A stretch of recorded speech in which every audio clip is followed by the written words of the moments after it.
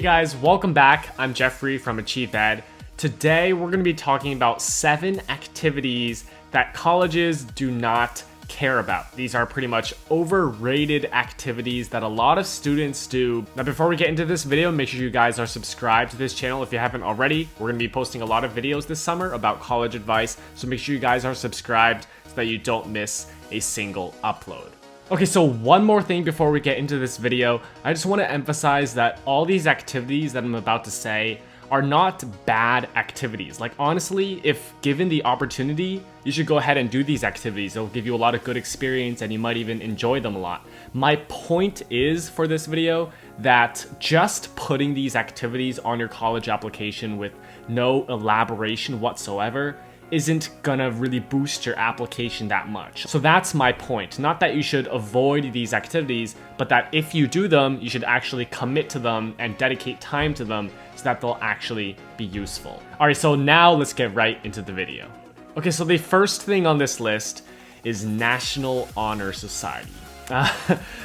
This is something that pretty much every college-minded student joins. They have chapters all over the country, and you might think this sounds prestigious, like, oh, it's the National Honor Society, right? So you might think, this is gonna look really good to colleges, and that's why you might apply and join. But the reality is that colleges do not really care that much about National Honor Society. Like, sure, it's nice to have, it can't hurt you, but it's just so common. So many students are in it, and these chapters pretty much accept everybody who applies. So I mean, it's just really common and mundane, and there's little opportunity to take initiative inside National Honor Society. Based on what I've seen, National Honor Society members typically just do some volunteer work, maybe attend some school events to help out, and that's pretty much it. So there's little opportunity for you as a member to stand out. And in the end, colleges want to see that you care about your community and that you're willing to take initiative. And simply put, National Honor Society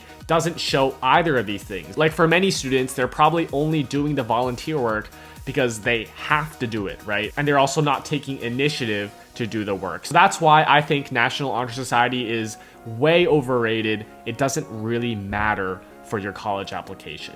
Okay, number 2 on this list is volunteering at a hospital. This is another really cliche, really common volunteering activity. I mean, if you think of community service, volunteering at a hospital has got to be one of the top things on the list because, I mean, almost everybody does it. In my experience, you just sit at the front desk and do little to no work for 2 hours. Whatever you're doing, it's just this basic volunteer work that they've set out for students. It's not anything really special that you're doing and not something that you're taking initiative to do. Now, of course, there are exceptions. I've heard stories of these kids who really dedicated their time to volunteering at their local hospital and they got some really big impact out of that.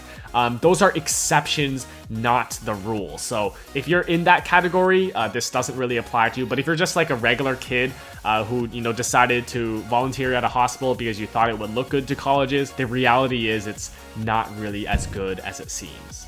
Number 3 on this list covers most summer camps. The summer camps I'm talking about are the ones that you basically pay for and then you attend for a week or two, and it's mostly fun, a little bit of learning, that kind of thing.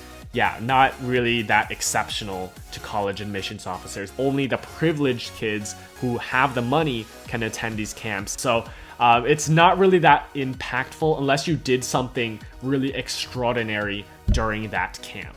Even for those college run camps, as long as you're paying money for those and anybody can attend as long as you pay, those are pretty much just a way for the colleges to make money. Now, there are exceptions like MIT's RSI camp or UPenn Wharton's LBW camp. These are really prestigious camps that you have to apply for and they only accept a small amount of people. So if you can get into these camps, that's really good. Colleges want to see that because that shows that you were actually able to apply and you actually got in to that very select group of students in the camp. So that's different. But if you're just talking about these regular camps that anybody can attend as long as you pay, then that doesn't really add any huge value to your college apps. All right, moving on to number 4, I'm going to be talking about things that you obviously did just for the college apps. So, I mean, let's be honest, a lot of the things we do in high school are for college apps, if we're college-minded people, but there are just some things that are so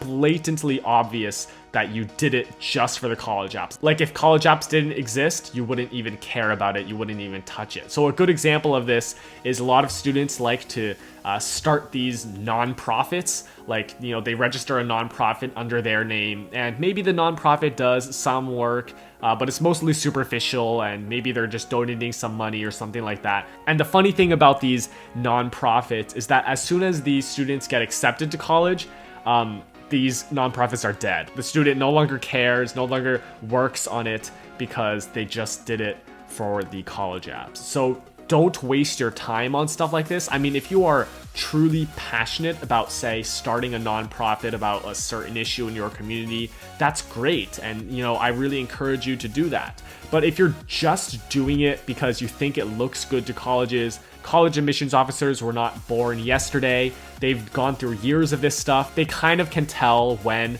something is just done for the college apps. All right, number 5 on this list is like these cliché clubs that a lot of people join. So like Model UN, right? Debate Club, National Science Bowl, Key Club. Like these are clubs that I hear all the time. And there's nothing wrong with these clubs, right? They're great things. But if you're just kind of like a member in these clubs and you didn't do anything extraordinary, that doesn't really add that much value to your college apps, because these clubs are just super common and usually a lot of people join them.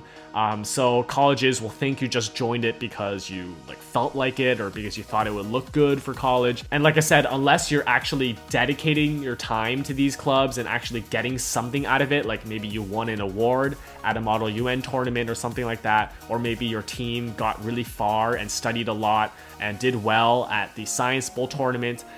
If these things happen, then they're great, and you know they show really good commitment in your extracurricular activities. But if they're just random clubs that you're just listing off on your Common App or whatever, you know, that's not really that valuable. So number 6 on this list is student government. A lot of these elections for class office, student council, whatever your school calls it, are just basically popularity contests. Like, let's be honest here, and the class officers just kind of come in and help decorate the room or something like that. Now, of course, there are exceptions to this, like I said, for every other thing in this list. I actually have a friend who actually took his job as a class officer seriously, and he dedicated a ton of his time to that work, and that was really impressive, and that probably looked really good to colleges. But if you can't list out specifically what you did, how you took initiative, and what changes you made as a class officer, then it's kind of useless, and colleges won't really care about it.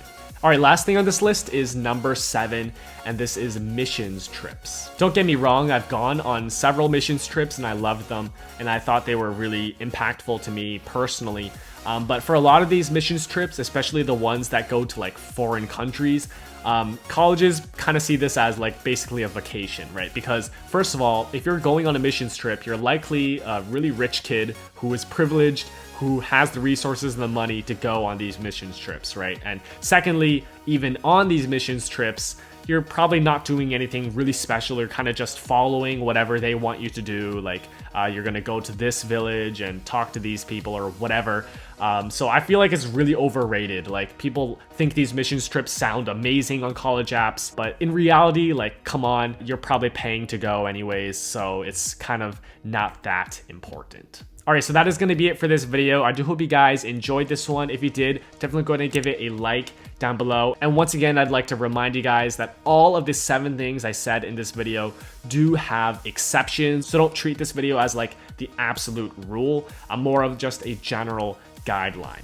All right, anyways, make sure you guys are subscribed to the channel if you haven't already. We're going to be posting a lot of college advice videos this summer, so you do not want to miss a single upload. Okay, so until next time, I will see you guys later. Peace.